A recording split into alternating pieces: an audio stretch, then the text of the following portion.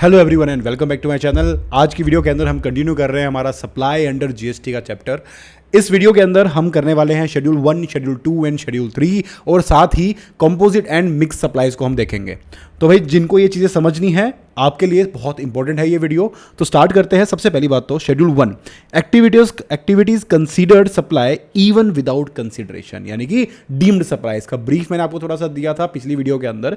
यहां पर हम समझेंगे कि भाई ऐसी कौन सी एक्टिविटीज है कंसिडरेशन ना होने के बावजूद भी उसको सप्लाई माना जाएगा। क्योंकि जैसे हमने सेक्शन 7 पढ़ा था उसके अंदर हमने क्या क्या देखा था कि भाई सप्लाई ऑफ गुड्स या सर्विस होना चाहिए, कंसिडरेशन होना चाहिए and course and furtherance of business होना चाहिए। तो यहां पर जो कंसिडरेशन है कि भाई वो नहीं भी है, बीच से हटा दी तब भी सप्लाई मान लेंगे, वो कौन सी चीजें हैं। तो भाई सबसे पहले हमारे पास 4 सिचुएशंस ऐसी यहां पर दी गई हैं जिसको हम यहां पर करने वाले हैं शेड्यूल 1 में। ठीक है, तो वो 4 सिचुएशंस जो हैं वो क्या क्या हैं। तो सबसे पहले नंबर पे आती है हमारा परमानेंट ट्रांसफर ऑफ बिजनेस। जो आपका बिजनेस है उस बिजनेस एसेट्स को, बिजनेस की एसेट्स को आप परमानेंटली ट्रांसफर कर रहे हो। ठीक है, किसी को दे रहे हो, नॉट जस्ट आप रेंट पे दे रहे हो, लीज पे दे रहे हो, वो नहीं, परमानेंटली कि भाई आपने उस चीज को बेच दिया है, वो सामने वाले की प्रॉपर्टी बन चुकी है। तो भाई ये चीज, तो उसमें आपको क्यूमुलेटिवली याद रखना इन वर्ड्स को, क्यूमुलेटिवली, यानी कि जो मैं 3 कंडीशंस आपको बताने जा रहा हूं उन तीनों कंडीशंस को एक साथ पूरा किया जाना चाहिए। तो सबसे पहली बात तो disposal transfer of business asset, business asset का ही ट्रांसफर होना चाहिए इस सिचुएशन के अंदर। ट्रांसफर मस्ट बी परमानेंट, जो आप ट्रांसफर कर रहे हो वो परमानेंट होना चाहिए। और तीसरी बात, आपने उस पर आईटीसी लिया हो, ऐसा है अगर, यानी कि बिना पैसे लिए भी अगर आप अपने किसी बिजनेस एसेट को परमानेंटली किसी और को दे रहे हो और आप उस बिजनेस एसेट का आईटीसी ले चुके हो, आईटीसी इज टेकन। अब इसका थोड़ा ब्रीफ कर दूं जिसको आगे के चैप्टर्स के बारे में अभी पढ़ने वाले हैं। आईटीसी बेसिकली क्या होता है कि जब आपने 10 लाख की, मान लो वो जो बिजनेस एसेट है वो परचेज करी थी, ठीक है, तो जब परचेज करते हैं तो उसके ऊपर जीएसटी की अमाउंट होगी। तो लेट्स सपोज कि उस पर 1 लाख रुपए का जीएसटी का अमाउंट था, तो आपने टोटल मिला के 11 लाख रुपए पे किए थे। ठीक है, अब आईटीसी जो ये 1 लाख रुपए होता है परचेज के टाइम पे जो आपने जीएसटी पे किया होता है, वो सेल पे जो आपका जीएसटी बनता है। मान लो आपने अपने पूरे बिजनेस में एक 10 लाख की ही सेल करी, बट उस पर जीएसटी था 18% के हिसाब से, तो आपने 1,80,000 का जो जीएसटी है वो आपको गवर्नमेंट को पे करना है। तो उसको पे करते समय जो आप पहले पे कर चुके हो इनडायरेक्टली परचेज के टाइम पर, वो आपको माइनस करने को मिल जाएगा। ये जो माइनस करने को मिलेगा इसको बोलते हैं आईटीसी। तो अगर आप ये 1 लाख रुपए यूटिलाइज कर चुके थे, 1 लाख रुपए डिडक्ट कर चुके थे, तो उस सिचुएशन में उस बिजनेस एसेट को आप फ्री में भी बेचोगे तब भी वो आपकी सेल मान ली जाएगी। वहां पर हम कंसिडरेशन वाली चीज को नहीं देखें। आप ये नहीं बोल सकते कि ओ सप्लाई बनाने के लिए तो कंसिडरेशन होनी चाहिए, ये होना चाहिए, नहीं नहीं नहीं। आपकी बिजनेस एसेट थी आईटीसी, यानी ये बेनिफिट आप ले चुके थे, अब जब आप बेचोगे तो अब वो सप्लाई मानी जाएगी, आपने भले ही पैसे ना लिए हो। आई होप ये बात समझ गए हो। तो अगर मान लो किसी चीज का आईटीसी ब्लॉक्ड था या अनअवेलेबल था, यानी कि आपको लीगली इसको लेना अलाउड नहीं था, तो ऑब्वियस सी बात है आपने आईटीसी लिया नहीं, तो ये क्वेश्चन बनता नहीं, तो ये डीम्ड सप्लाई नहीं बनेगी। ठीक है, दूसरी बात, asset eligible for ITC but ITC simply avail ही नहीं किया आपने, तो आपने ये बेनिफिट पहले लिया ही नहीं था। तो देखो गवर्नमेंट चाह क्या रही है, देखो यार 10 लाख की जो आपने एसेट खरीदी थी, आपने उस पर 1 लाख रुपए का आईटीसी यूज कर लिया, अब आप दोबारा बेचोगे तो थोड़ी सस्ती ही बिकेगी, थोड़ा सा कम ही उसके ऊपर और जीएसटी मिलेगा। मान लो 1 लाख का आईटीसी था आपका 10 लाख की एसेट सेल होने पे, अब अगर आप 5 लाख की भी बेचते तो उसके ऊपर आपका 50,000 ही बनता। तो गवर्नमेंट बस ये चाह रही है यहां पर कि जो आप पहले आईटीसी ले चुके हो उसके बाद जो अब आईटीसी जो है जितना आपने यूज नहीं किया, कि एसेट मान लो 10 साल की लाइफ थी, 5 साल यूज करके बेच दिया, तो 5 साल के हिसाब से आपने आईटीसी यूटिलाइज कर लिया, चलो ठीक है। अब जब आप उसको सेकंड हैंड बेच रहे हो तो भाई जो आईटीसी पहले नहीं लिया था उसको हम दोबारा से हम आपसे ले लेंगे, तो अब हम उसको वहां पर आउटपुट टैक्स बना के उसको सप्लाई बनाकर और वो आईटीसी आपसे रिवर्स हो रहा है एक तरह से। ठीक है, तो ये बात यहाँ पर, बाकी ये चीज़ें जो है इन पे अभी ध्यान मत दो, ये आपको आईटीसी के चैप्टर के साथ और बेटर अच्छे से समझ में आएगी। अभी सिर्फ और सिर्फ इतना समझो कि भाई कोई एसेट थी, जो आपने ली थी, जिस पे आपने आईटीसी भी लिया था, अब उसको आप सेल कर रहे हो। कैश में भेजोगे तो ऑब्वियसली वो सप्लाई होती ही है, बट अगर आपने कैश नहीं भी लिया तब भी क्योंकि आप आईटीसी ले चुके थे तो उसको सप्लाई मान लिया जाएगा। ये बात शेड्यूल 1 बोलता है। ठीक है, आई होप ये पॉइंट आपको अच्छे से समझ में आ गया होगा। ठीक है, लेकिन अगर मान लो यार आपने, जैसे फॉर एग्जांपल ध्रुव है, ठीक है, उसने अपना पुराना लैपटॉप जो था, जो उसने बिजनेस में यूज कर रहा था, तो क्या हुई, बिजनेस एसेट, तो उसको फ्री ऑफ कॉस्ट दे दिया अपने दोस्त को कि चल यार ले ले, अब तू मैंने यूज कर लिया, तो नॉर्मल सी बात है।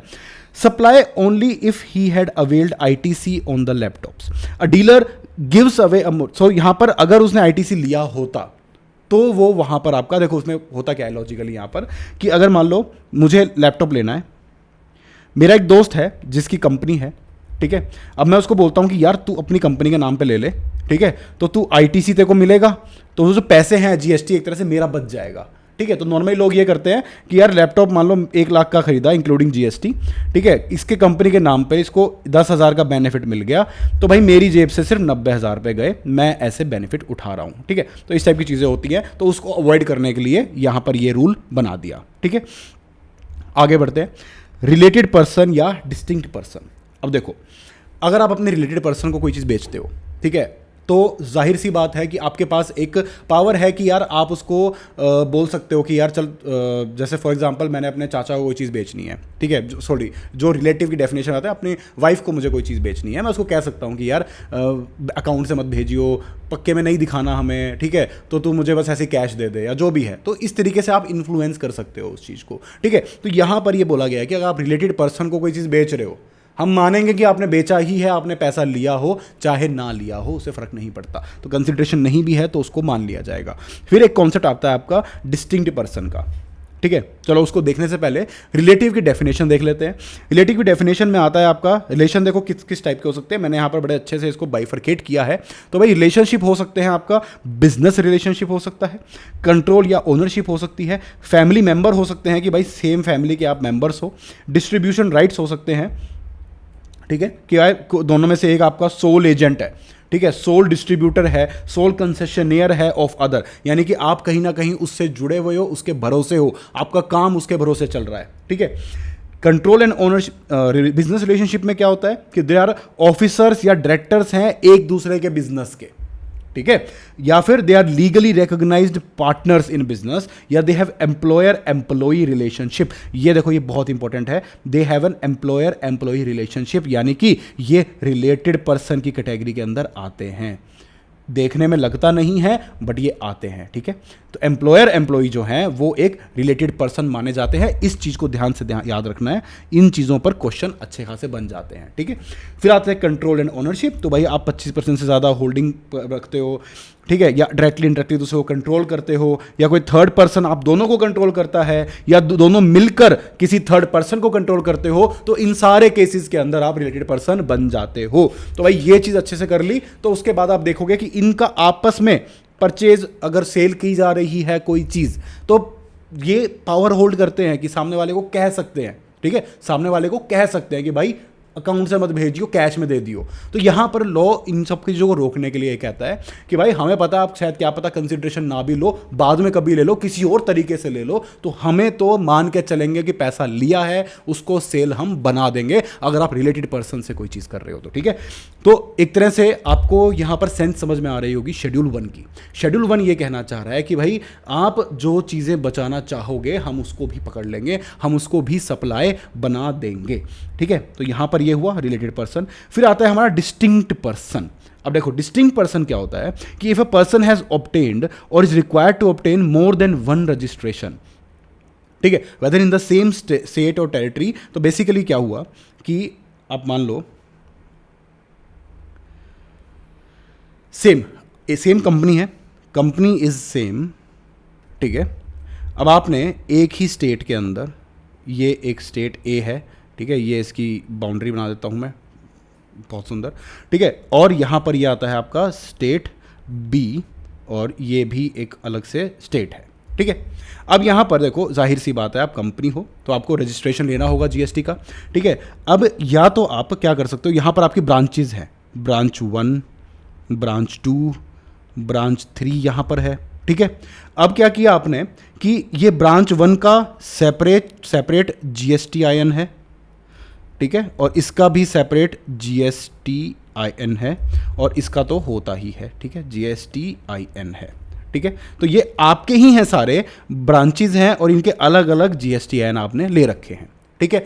तो ये सारे आपस में कि भाई देखो सारे कवर कर लिए मैंने, सेम स्टेट में दो हैं या फिर एक स्टेट में है एक दूसरे स्टेट में है, तो ये आपस में डिस्टिंक्ट पर्सन हुए, डिस्टिंक्ट पर्सन ये आपस में हुए, तो इनको मान लिया जाता है कि ये डिस्टिंक्ट पर्सन है, आप नहीं हो। ये आपस में एक दूसरे के पास अगर माल देंगे लेंगे या जो भी चीज करेंगे तो उसको सप्लाई माना जाएगा, even if they are without consideration, ठीक है। तो यहां पर इस तरीके से ये डिस्टिंक्ट पर्सन वाला कॉन्सेप्ट यहां पर होता है, ठीक है।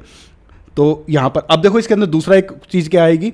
अब मान लो इन्होंने रजिस्ट्रेशन ये अलग अलग नहीं है, ठीक है, इसके पास इन दोनों के पास एक ही GSTIN है, B1 एंड B2 के पास सिंगल GSTIN है, ठीक है। तो उस केस के अंदर देखो सीधी सी बात क्या होने वाली है, उस केस में हम इसको ब्रांच ट्रांसफर बोल देंगे और इसके ऊपर हम सप्लाई नहीं बनाएंगे इसको, ठीक है। फिर हम ये मान लेंगे कि आपने, चलो यार ये मान लो आपका वेयर हाउस है, ये आपका जहां से आप सेल करते हो वो जगह है, तो यहां पर आपका अलग से सप्लाई नहीं बनेगी, लेकिन जहां पर GSTIN अलग अलग है, बस ये याद रखना वो डिस्टिंक्ट है, और वहां पर अगर कंसिडरेशन नहीं भी होगी तब भी सप्लाई बना दिया जाएगा। आई होप ये बात आपको अच्छे से समझ में आ गई होगी। यहां पर इस टेबल में मैंने अलग से बहुत अच्छे से सिंप्लीफाई किया हुआ है कि भाई आपका पैन सेम है, ठीक है, आपने रजिस्ट्रेशन क्या अलग अलग लिए हुए हैं, नहीं, तो क्या वो सप्लाई है, नहीं, सेम रजिस्ट्रेशन था, ब्रांच ट्रांसफर बोल दिया उसको, ठीक है, सेम पेन है लेकिन रजिस्ट्रेशन अलग अलग है, तो yes this is a supply, this is a distinct person. काफी इजी मैंने इस चीज को कर दिया है, कंफ्यूजन का पॉइंट होता है ये, तो इसको भी याद रखना। एक पॉइंट आता है एडिशनल, क्या, मोल्ड्स एंड डाइज। अगर आप मोल्ड्स एंड डाइज भेज रहे हो किसी को फ्री ऑफ कॉस्ट बेसिस पर, कौन भेज रहा है, original equipment manufacturer to a component manufacturer. OEMs गाड़ियों के जैसे पार्ट्स होते हैं, ओरिजिनल इक्विपमेंट मैन्युफैक्चरर जो है वो एक छोटा सा इक्विपमेंट होता है, ठीक है। वो बेसिकली क्या होता है कि कैसे बताऊं कि अब इंजन है जैसे, ठीक है, उस इंजन के अंदर बहुत सारे छोटे छोटे इंडिविजुअल पार्ट्स लगे होते हैं जिनको जुड़ के एक इंजन बनता है, तो उनमें से ही एक कोई पार्ट होता है जिसको बोलते हैं ओरिजिनल इक्विपमेंट, जिनको जोड़ के वो एक अलग से अपने आप में एक चीज़ होती है वो, बट वो अपने आप में कुछ करती नहीं है। जैसे इंजन है वो कुछ करता है, वो गाड़ी चलाता है, बट इंजन के अंदर जैसे एक पिस्टन लग रहा है, ठीक है, that piston is an original equipment, ठीक है। तो यहाँ पर वो जो इक्विपमेंट है वो बनाने के लिए, वो पिस्टन का ही एग्जांपल लेते हैं कि पिस्टन बनाने के लिए आप एक कंपोनेंट मैन्युफैक्चरर के पास जाते हो, ठीक है, कंपोनेंट मैन्युफैक्चरर के पास जाते हो, उसको अपने मोल्ड्स देते हो कि भाई ये मोल्ड है, इस मोल्ड के अंदर इस पिस्टन को तुम्हें बनाना है, ठीक है। तो वो आपने एक तरह से मोल्ड जो है वो फ्री ऑफ कॉस्ट ही दिया है, आप सेल तो कर नहीं रहे हो उसको, क्यों, क्योंकि आपकी रिक्वायरमेंट के हिसाब से वो चीज़ बनकर आपके पास आ जाए, ठीक है। तो इसको सप्लाई नहीं मानेंगे, और ऑब्वियस ही बात है यार, सप्लाई बनती भी नहीं है, ये वो साँचे होते हैं, वैसे भी उनकी कोई उतनी बहुत वैल्यू नहीं होती है, वापस आ जाए तो बहुत बढ़िया है, नहीं तो इतना ज़्यादा इस चीज़ के ऊपर नहीं दिया जाता ध्यान, ठीक है। एम्प्लॉयर एम्प्लॉय, देखो मैंने अलग से आपको बताया कि इस पर आपको ध्यान देना है कि रिलेटेड पर्सनस होते हैं, ठीक है, but services by employer employee to employer in course of employment, ये शेड्यूल 3 में है और इसको नॉन सप्लाई बोला गया है, डीम्ड सप्लाई। अभी हम क्या पढ़ रहे हैं, शेड्यूल 1 जो कि है डीम्ड सप्लाई, जिसमें कंसिडरेशन के बिना भी सप्लाई मान लिया जाएगा। आगे शेड्यूल 3 आएगा जिसमें हम क्या पढ़ेंगे कि भाई सब कुछ होने के बाद भी सप्लाई नहीं माना जाएगा, ठीक है। तो इस चीज़ को यहाँ पर देखना है। तो यहाँ पर जो एम्प्लॉयर एम्प्लॉई का जो रिलेशनशिप है, जिसमें उनको सैलरी दी जाती है, सैलरी शेड्यूल 3 के हिसाब से GST से बाहर है, उस पर GST नहीं लगता, ठीक है। लेकिन यहां पर एक बात होती है कि अगर आप अपने एम्प्लॉय को गिफ्ट दे रहे हो और 50,000 से ऊपर का गिफ्ट दे रहे हो, तो उसको डीम्ड सप्लाई मान लिया जाएगा, ठीक है। तो यहां पर ये कंसिडरेशन, यहां पर विदाउट कंसिडरेशन भी, ऑब्वियसली गिफ्ट दे रहे हो बिना कंसिडरेशन के ही है, तो उसको आपका यहां पर सप्लाई मान लिया जाएगा, ओके। तो यहां पर यह चीज आपको ध्यान रखनी है। अब आता है आपके पास प्रिंसिपल एंड एजेंट, ठीक है, प्रिंसिपल एंड एजेंट का रिलेशनशिप। अब यहां पर क्या है कि भाई जो प्रिंसिपल और एजेंट है, ये प्रिंसिपल है और ये आपका एजेंट है, ठीक है। बेसिकली होता क्या है कि एजेंट का काम होता है प्रिंसिपल के लिए कस्टमर्स इकट्ठे करना या फिर इसके बिहाफ में चीज़ों को सेल करना, ठीक है, या फिर आपका एक तरह से सप्लायर भी ढूंढ के लाना हो सकता है इसका काम। तो ये वो उस टाइप के काम करता है, ठीक है। अब यहाँ पर एक सिचुएशन लेके चलते हैं कि अगर मान लो जो आपका एजेंट है वो आगे चीज़ें आपकी सेल कर रहा है, ठीक है, वो आपकी चीज़ें आगे सेल कर रहा है या सेल करवा रहा है, ठीक है। तो यहाँ पर एक डिफरेंट सिनेरियो क्या बनता है, नॉर्मली तो क्या होता है कि भाई जो प्रिंसिपल है, ठीक है, जो प्रिंसिपल है वो अपना सामान चलो इसको देता है, ये आगे यहाँ पर बिक जाता है, लेकिन जो इनवॉइस बनता है ना, जो इनवॉइस बनता है वो प्रिंसिपल, ऑब्वियस सी बात है, देखो आपको बताने की जरूरत भी नहीं पड़ेगी मुझे, आपको पता है ये चीज़ कि जो इनवॉइस बनता है वो प्रिंसिपल के नाम पे बनता है, ठीक है। चीज़ बिक इसी की रही है, इसके यहाँ से ही बिक रही है, ये बस बिकवाने का काम कर रहा है बीच में कुछ पैसे लेकर, ठीक है। बहुत ही बेसिक सी बात है। अब इसके अंदर जीएसटी वाला क्या पार्ट आता है कि भाई पहली बात तो देखो यहाँ पर ध्यान रखना कि गुड्स की ही बात हो रही है, यहाँ पर सप्लाई सर्विसेज की बात नहीं हो रही, ठीक है। और इसके अंदर तो इसके अंदर यहाँ पर क्या होगा, अब मैं जीएसटी के हिसाब से जो सिचुएशन अगर मैं चेंज करें तो यहाँ पर क्या करते हैं कि अगर मान लो किसी सिचुएशन के अंदर जो एजेंट है वो इनवॉइस रेज कर रहा है, ये नहीं कर रहा, एजेंट जो है वो इनवॉइस रेज कर रहा है, तो भाई इस सिचुएशन के अंदर इसको ऑब्वियस ही बात आप समझ जाओगे कि यहाँ पर दो सप्लाई मानी जाएंगी ना, कि एक तो प्रिंसिपल ने जब एजेंट को माल दिया सप्लाई नंबर 1 और एजेंट ने जब आगे बेचा तो सप्लाई नंबर 2, तो दोनों सप्लाई मानी जाएगी। तो यहां पर जिस केस में जो एजेंट है अगर वो इनवॉइस रेज कर रहा है कस्टमर को, तो हम ये मान लेंगे कि जब प्रिंसिपल ने एजेंट को सामान दिया था तो वो एक सप्लाई थी, ठीक है। नॉर्मली देखो, नॉर्मली क्या होता है कि नॉर्मली जब प्रिंसिपल जो है अपने एजेंट को कोई माल देता है तो वो सप्लाई नहीं है, वो उसने बस उसके हाथ में माल दिया है ताकि वो कस्टमर्स तक पहुंचा सके, ठीक है, वो कस्टमर्स तक पहुंचा सके, बाकी बिक यहां से ही रहा है ना। लेकिन अब मैं बोल रहा हूं कि एक चीज इसमें एक्स्ट्रा ऐड कर दी है कि जो इनवॉइस है वो रेज किया है कस्टमर के नाम पर एजेंट ने, तो हम मान लेंगे कि यहां से जब माल भेजा गया तो सप्लाई करी गई है, ना कि सिर्फ माल हैंडओवर किया गया है, ठीक है। और आगे भी जब ये बेचेगा तो ये भी अपने आप में एक सप्लाई है। तो यहां पर बेसिकली जहां इनवॉइस बीच में आ गया तो जो सप्लाई है दो टुकड़ों में बंट जाएगी। तो जहां पर ये एक सप्लाई थी, क्योंकि इनवॉइस यहां से निकल रहा था, तो जैसे ही इनवॉइस बीच में आया तो इसने एक ब्रेक लगा दिया, और ब्रेक से पहले भी एक सप्लाई बन गई, ब्रेक के बाद भी एक सप्लाई बन गई, तो यानी कि जो प्रिंसिपल ने एजेंट को दिया था वो भी एक सप्लाई बन जाएगी। आई होप ये बात आपको अच्छे से समझ में आ गई होगी। कंफ्यूजिंग पॉइंट है, एग्जाम में दिक्कत हो सकती है, तो इसको ध्यान से पढ़ना है। मैंने टेबल भी बड़े अच्छे से बना दिए यहाँ पर आपके लिए। अब एक कॉन्सेप्ट आता है डेल क्रेडरे एजेंट का, ठीक है, क्रेडरे। तो यहां पर क्रेडरे से सुनने में लगता है ना हमें कि क्रेडिट इन्वॉल्व हो सकता है, ठीक है। तो बेसिकली होता क्या है कि यहां पर वही सेम सिचुएशन, ये प्रिंसिपल है, ये एजेंट है और ये कस्टमर है, ठीक है। प्रिंसिपल वही है कि कस्टमर तक माल पहुंचाना है लेकिन एजेंट के थ्रू, ठीक है। नॉर्मली तो क्या होता है कि भाई पैसा आ रहा है नहीं आ रहा वो प्रिंसिपल की जिम्मेदारी है, वो इनवॉइस रेज कर रहा है अपना, ठीक है। बट जो डेल क्रेडरे एजेंट होता है DCA, वो क्या करता है, वो एक गारंटी लेता है कि भाई जो आपके पैसे हैं जो इस कस्टमर से आने हैं वो मैं गारंटी लेता हूं आपके पास पहुंचेंगे, ठीक है।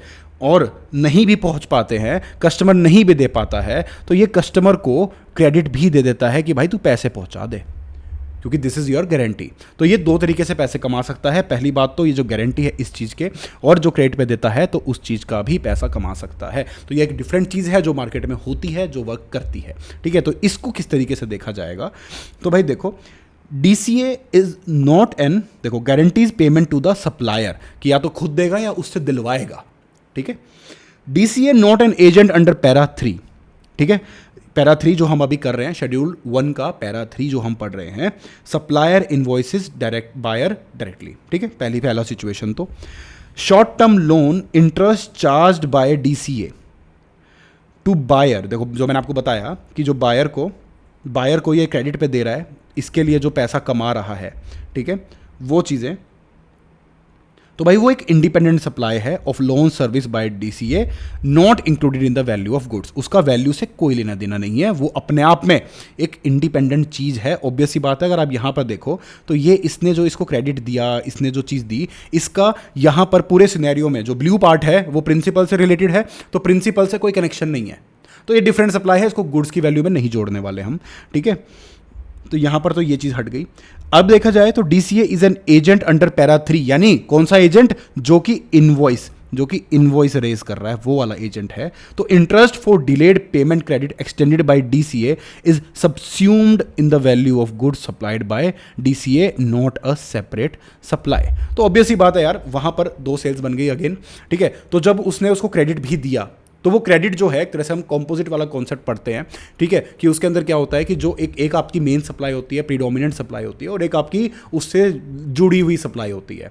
तो एजेंट ने क्या किया, एजेंट ने उसको वो चीज़ सेल करी। तो ये तो एक तो क्योंकि यहाँ पर देखो वही हो गया कि यहाँ पर ये इनवॉइस बीच में आ गया तो ये सप्लाई बन गई, ठीक है, और यहाँ पर ये सप्लाई अलग बन गई। तो यहाँ पर क्या हुआ कि अब एजेंट ने कस्टमर को सप्लाई तो करी ही करी, ठीक है, साथ में क्रेडिट भी दिया। तो अब क्रेडिट का क्या होगा, क्रेडिट सबस्यूम हो जाएगी, ये सप्लाई थी, अब क्रेडिट इसी में घुस जाएगी। क्रेडिट अब सबस्यूम हो गई है, ये एक ही रंग की हो जाएगी यहां पर, ठीक है। तो यहां पर ये एक अलग से अपनी एक अलग सप्लाई बन जाएगी, ओके। तो यहां पर ये चीज़ इस तरीके से होगी, जस्ट ए क्लैरिफिकेशन है ये, तो इस बात को समझ के चलना। जो एजेंट वाला पार्ट है वो तो सेम रहेगा, क्योंकि डेल क्रेडिटर है तो क्या हुआ, एजेंट तो एजेंट है। तो अगर जो वो वाली बात थी कि भाई इनवॉइस एजेंट रेज करेगा तो प्रिंसिपल और एजेंट के बीच में सप्लाई मान ली जाएगी, भले ही वो नॉर्मल एजेंट हो या डेल क्रेडिटर एजेंट क्यों ना हो, ठीक है। और इस चीज को कराने के पीछे जो मेन क्वेश्चन था वो भी यही था कि जो इंटरेस्ट का जो अमाउंट है उसका क्या होगा। तो वही बोला कि अगर प्रिंसिपल ने इनवॉइस रेज किया है तो जो इंटरेस्ट की अमाउंट है वो अलग सप्लाई है, बट अगर एजेंट ने ही इनवॉइस रेज किया है तो वो सप्लाई ऑफ गुड्स के साथ जुड़ जाएगा इंटरेस्ट। बस इतनी सी बात आपको याद रखनी है यहां पर, और ये पॉइंट हो गया आपका कंप्लीट। उसके बाद आता है आपका इंपोर्ट ऑफ सर्विसेज, ठीक है। तो ये हमने इंपोर्ट ऑफ सर्विसेज वाला जो पॉइंट है वो कल लास्ट वीडियो के अंदर हमने अच्छे से कर लिया था कि भाई सीधी सी बात है, अगर आप इंपोर्ट फॉर सर्विस कर रहे हो फ्रॉम ए रिलेटेड पर्सन या ओन एस्टेब्लिशमेंट आउटसाइड इंडिया और विदाउट कंसिडरेशन है और बिजनेस में है तो वो डीम्ड सप्लाई मान ली जाएगी। वही रिलेटेड पर्सन वाली बात हो गई एक तरह से, सेम टू सेम, और वो चीज़ यहाँ पर हो जाएगी, ठीक है। तो यहाँ पर ये पॉइंट आपका हो गया। शेड्यूल 1 हमने यहाँ पर कंप्लीट कर लिया। जो टिपिकल पॉइंट थे ना गाइज वो शेड्यूल 1 में ही थे।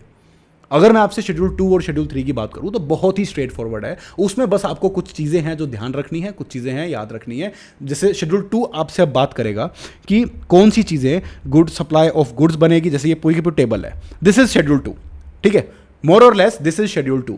तो ये जो पूरी टेबल है हम यहाँ पर ये डिस्कस करेंगे कि क्या क्या सप्लाई ऑफ गुड्स बनेगी, क्या क्या सर्विस बनेगी, और 99% चीज़ें आपके लिए बिल्कुल ऑब्वियस होंगी। अब मैं आपको बोलूँ कि यार बिल्डिंग मैंने रेंट पे दे रखी है किसी को, क्या है ये, सर्विस है। टेनेंसी राइट्स दे रखे हैं, सर्विस है। मैं मशीनरी बेच रहा हूं किसी को, गुड्स है। अगर मैं मशीनरी रेंट पे दे रहा हूं तो सर्विस है। तो इसी टाइप के बाइफर्केशंस यहां पर आपको दिए गए हैं जिसको आपको देखना है। तो जैसे transfer of title of goods, तो ऑब्वियसली आपने टाइटल बेच दिया, आपने पूरा पूरा गुड्स बेच दिया तो वो आपके गुड्स हैं। राइट बेचे हैं खाली without transfer of title, that is your service, ठीक है। तो इस तरीके से यहां पर ये चीजें दी गई हैं। Transfer of title in goods under an agreement, title passes at a future date. Hire purchase, hire purchase में भी गुड्स तो जाते ही है ना, चाहे फ्यूचर डेट पे ही क्यों ना जाते हो, गुड्स तो जाते हैं, तो वो वहां पर आपका गुड्स ही बनेगा। ये आपका एक इंपॉर्टेंट पॉइंट है, क्योंकि थोड़ा थोड़ा देखने में लग सकता है कि यार टाइटल तो आज ट्रांसफर नहीं हो रहा ना, तो सर्विस बना देते हैं, लेकिन नहीं, वो भी आपका गुड्स ही बनेगा यहाँ पर, ठीक है। तो इस तरीके से चीज़ें हैं यहाँ पर जो कि आपके लिए बहुत ही प्राइमा फेसी हैं। तो इनको बस आप एक रीड करेंगे तो आपका काम हो जाएगा, कोई दिक्कत नहीं है। मेन जो पॉइंट्स हैं जिनके बारे में डिस्कस करने की ज़रूरत है वो मैं यहाँ पर आपके सामने रखता हूँ। तो वो है आपका टेनेंसी राइट्स, जैसे पगड़ी system, transfer of tenancy rights against tenancy premium, ये तो है सप्लाई ऑफ सर्विस, ठीक है।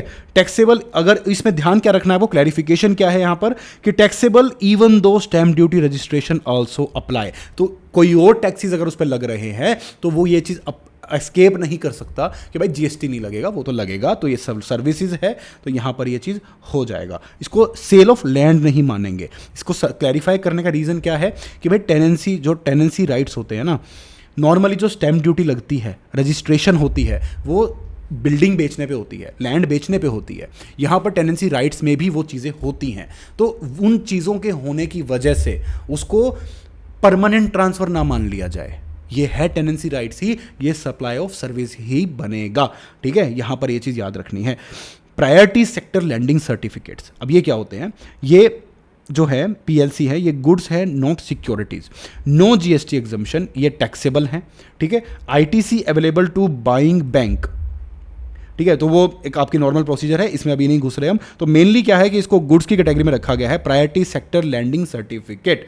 ठीक है, और यहाँ पर ये जो है आपका इस पर एग्जम्पशन नहीं है, टैक्सेबल है। Okay, liquidated damages compensation penalty, ये क्या है? Agreeing to tolerate an act is supply of service only if it is independently satisfies the definition of supply। तो अगर वो definition of supply में liquidated damages compensation penalty अगर आती है तो भाई वो चीज़ें यहाँ पर supply of service बन जाएगी। ठीक है, mere breach of a contract damages generally do not constitute a separate supply unless there is an express implied agreement to tolerate। ठीक है, यहाँ पर ये ध्यान रखना है, अगर कोई breach of contract हो गया, ठीक है, तो उसकी वजह से आपके पास अगर कोई डैमेजेस आ रहे हैं तो उसको हम सप्लाई नहीं, क्योंकि वो गलती से हुआ है, वो पहले से नहीं था। अगर एक्सप्रेसली वो चीज़ दी गई है कि अगर ऐसे हुआ तो ऐसे होगा, ठीक है, या ऐसे नहीं करना है आपको या वैसे करना है आपको, तो वो चीज़ें स्पेसिफिकली अगर मेंशन्ड है तो वहाँ पर उसको आप सप्लाई मानोगे। अदरवाइज वो just a breach of contract है, उस चीज़ के ऊपर आपकी सप्लाई वो नहीं बनेगी। ठीक है, तो ये बात यहाँ पर याद रखना है। अब जैसे एग्जांपल देखते हैं, शिवाजी सेल्स रेडीमेड गारमेंट्स, तो वो सप्लाई ऑफ गुड्स है। Genius equipment gives machinery on rent, obviously ये सर्विसेज है। Damani dyeing house dyes clothes on job work basis, supply of services. देखो ये बेसिक चीज़ें हैं, बहुत ही काफ़ी बेसिक है, simple reading will be enough for you. ठीक है, इसके बाद आगे बढ़ते हैं। हाँ, एक मेन पॉइंट आपको याद रखना है यहाँ पर, ये बहुत फंसने वाला पॉइंट है कि देखो एक अंडर कंस्ट्रक्शन फ्लैट है, ठीक है, जो कि जैसे जिसकी पोजेशंस वगैरह भी नहीं ली होती है, गुड़गांव में जैसे बहुत सारी प्रॉपर्टीज़ और ये सब चीज़ें बन रही हैं। ठीक है, तो उन चीज़ों को अगर आप किसी को ट्रांसफ़र करते हो बिफोर कंप्लीशन सर्टिफिकेट या फिर फर्स्ट ऑक्यूपेशन, ठीक है, आप सेल कर रहे हो आपस में, तो वो एक सर्विस है और वो टैक्सेबल है।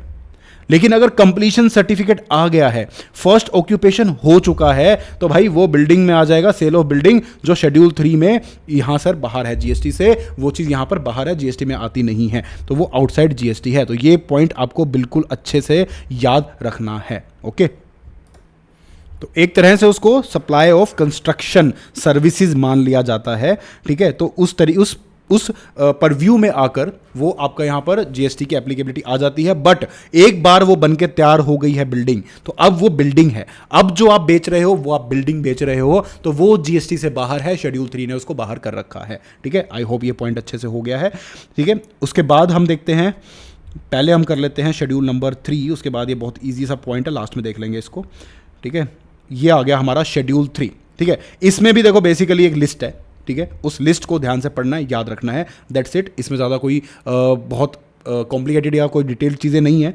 तो जैसे सबसे पहले लिस्ट बाइज लिस्ट चलते हैं कि एम्प्लॉयर एम्प्लॉय रिलेशनशिप ऊपर पढ़ चुके हैं, जो कि जीएसटी से बाहर है।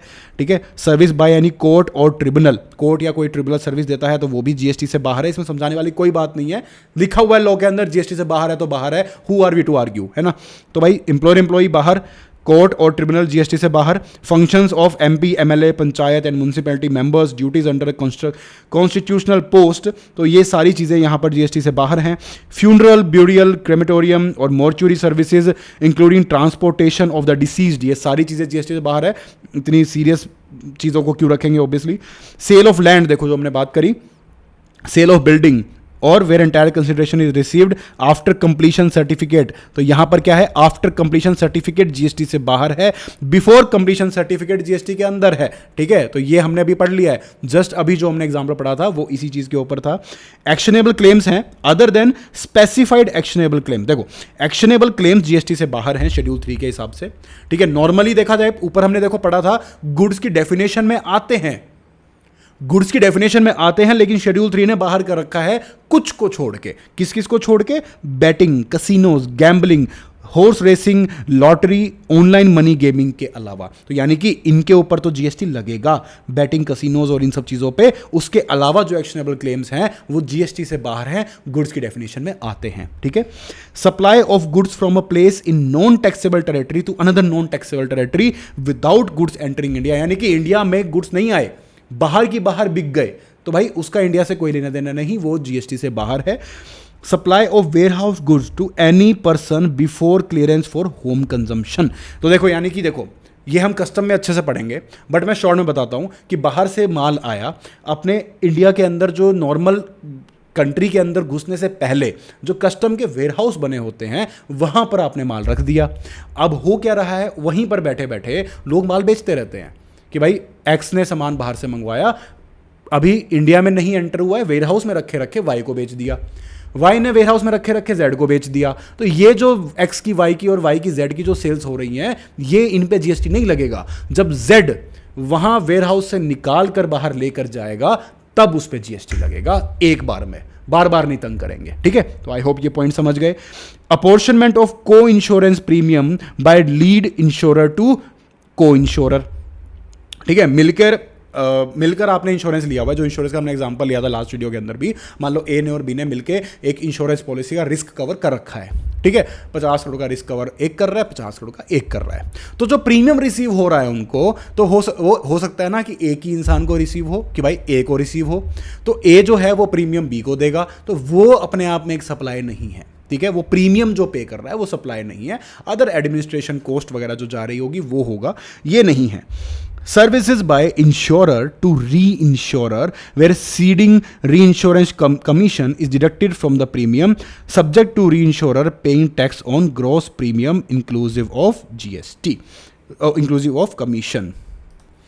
अब यहां पर देखो क्या चीज़ है कि भाई एक इंश्योरेंस कंपनी है, ठीक है, और ये है री इंश्योरेंस कंपनी, यानी कि पहले जिसके पास री इंश्योरेंस आया वो ये है, फिर जिसके पास गया वो ये है। ठीक है, तो इसके पास इंश्योरेंस आया, इसने आगे दे दिया, बदले में इसने कमीशन ली और इसको यहाँ पर प्रीमियम दिया।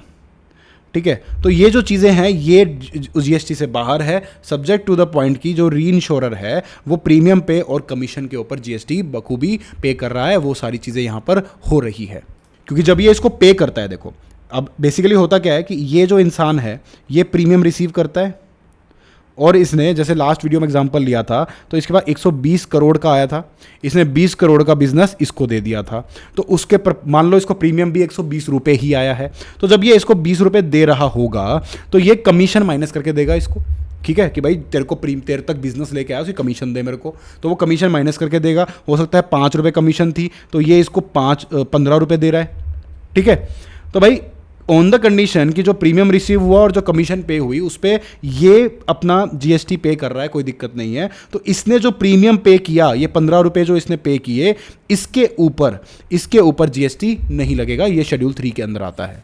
अब चलो एम्प्लॉयर एम्प्लॉय के पॉइंट को और ध्यान से पढ़ें तो देखो क्या चीज़ है। क्या casual worker paid daily wages by employer, क्या ये एम्प्लॉयमेंट में आता है? जी हाँ। क्या directors remuneration declared as salary जिसपे टीडीएस कटा हुआ है, क्या वो एम्प्लॉयमेंट में आता है? बिल्कुल। ठीक है, टीडीएस अंडर सेक्शन 192, यानी कौन सा? सैलरी हेड वाला टीडीएस। ठीक है, देखो यहां पर मैं बताता हूं आपको, दो चीजें आती हैं, एक होता है सैलरी हेड वाला, एक कटता है 194J में। ठीक है, तो अगर 194J वाला कटता है तो वो जो अमाउंट, सिर्फ अगर वो अमाउंट पे की जा रही है तो वो जीएसटी से बाहर है। ठीक है, तो अभी इतना कंफ्यूज ना हो, मेन चीज ये देखें, independent director sitting fees not employment under companies act, यहां पर 194J लगता है टीडीएस का सेक्शन, तो ये सप्लाई ये सप्लाई मानी जाएगी, इस पे जीएसटी लगेगा। और जो टीडीएस सैलरी वाला है वो सप्लाई नहीं मानी जाएगी, उस पे टीडीएस उस पे जीएसटी नहीं लगेगा। ठीक है, contract basis service on principal to principal basis. Principal to principal basis का मतलब क्या होता है कि भाई जैसे मान लो एक कंपनी है ए और एक कंपनी है बी। ठीक है, अब इन्होंने कंसल्टेंसी के लिए कोई काम दिया बी को और उसने अपना स्टाफ यहां पर लगा के वो काम किया, तो भाई आपने तो कंपनी को हायर किया ना, एज अ प्रिंसिपल आपने कंपनी को हायर किया जो आपका काम अपने एम्प्लॉयज से करवा रही है। तो ये जो आपने कंपनी बी की जो हायरिंग करी है वो एज एम्प्लॉयमेंट नहीं करी है, एज बिजनेस करी है। तो आप भी एक प्रिंसिपल हो, वो भी एक प्रिंसिपल है और आपका काम हो रहा है। तो दिस इज अ सप्लाई। ठीक है, तो यहां पर ये एम्प्लॉयमेंट नहीं है, सप्लाई माना जाएगा। Amount paid by employer to employee for not joining a competing business.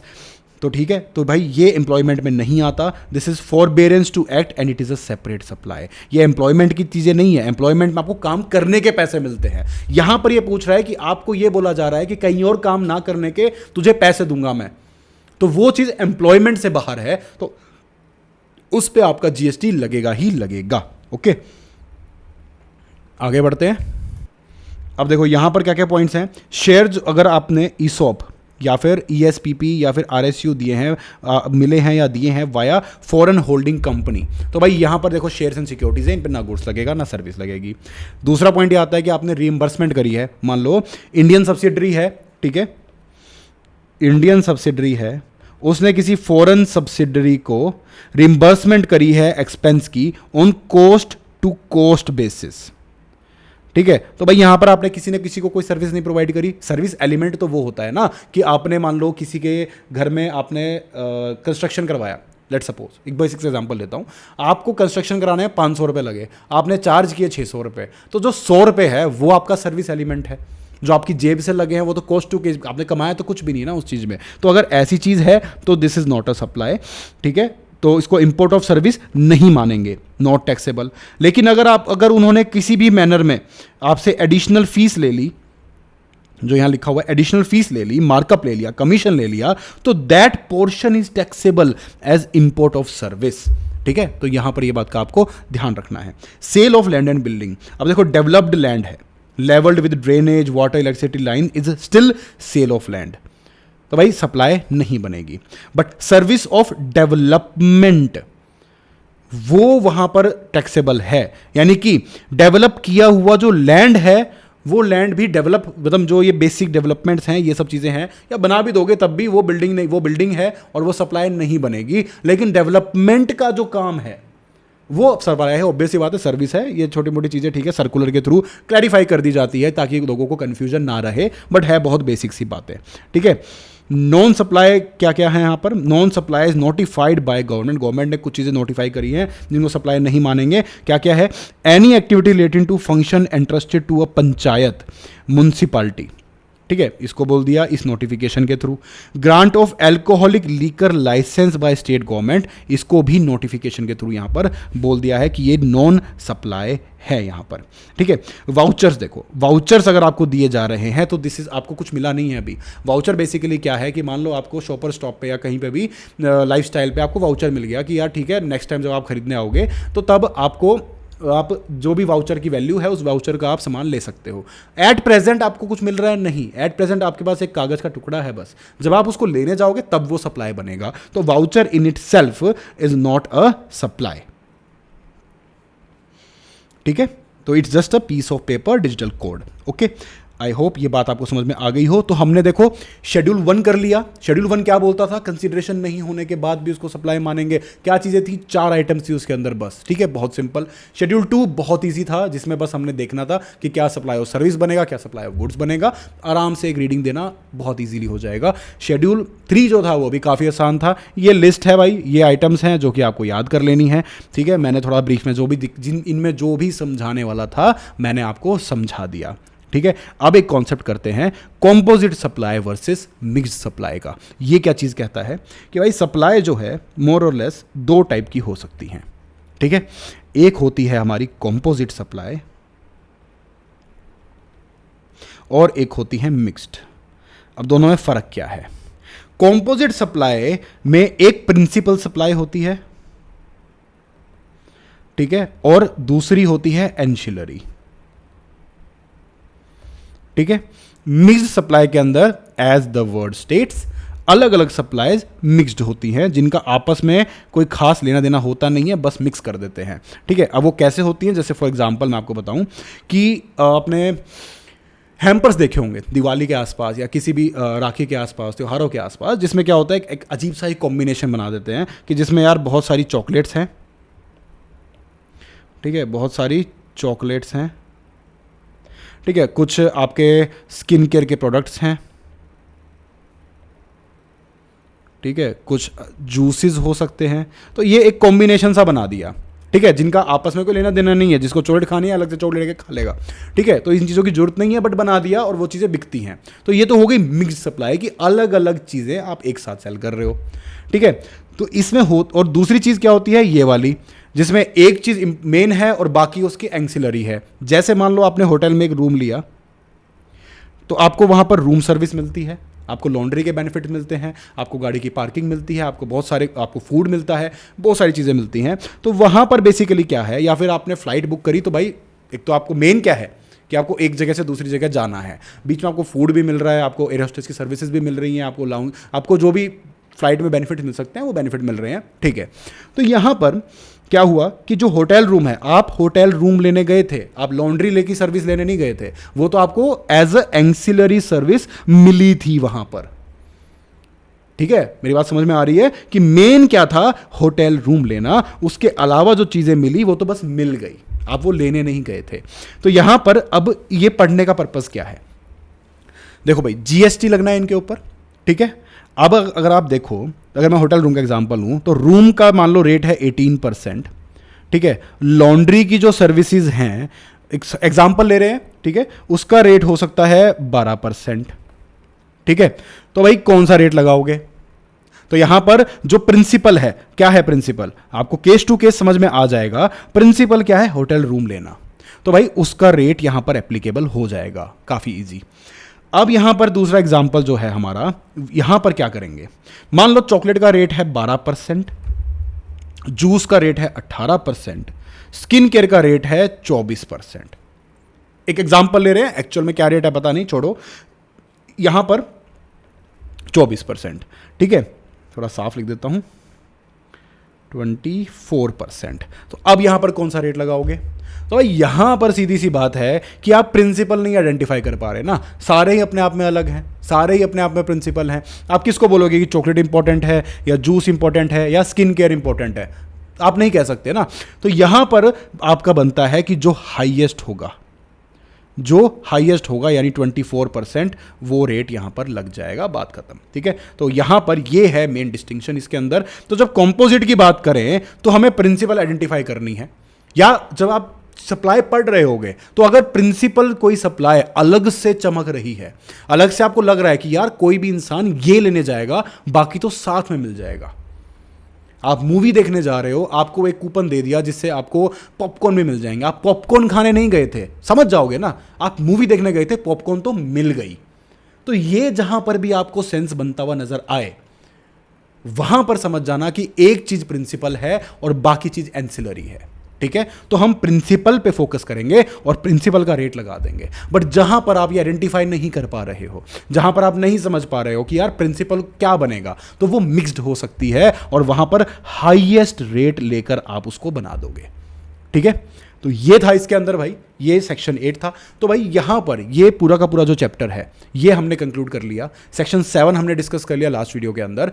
इस वीडियो में हमने शेड्यूल 1, 2, 3 रिवाइज कर लिया और कंपोजिट सप्लाई को भी अच्छे से समझ लिया। तो भाई ये पूरा का पूरा चैप्टर आई होप आपको अच्छे से समझ में आ गया हो।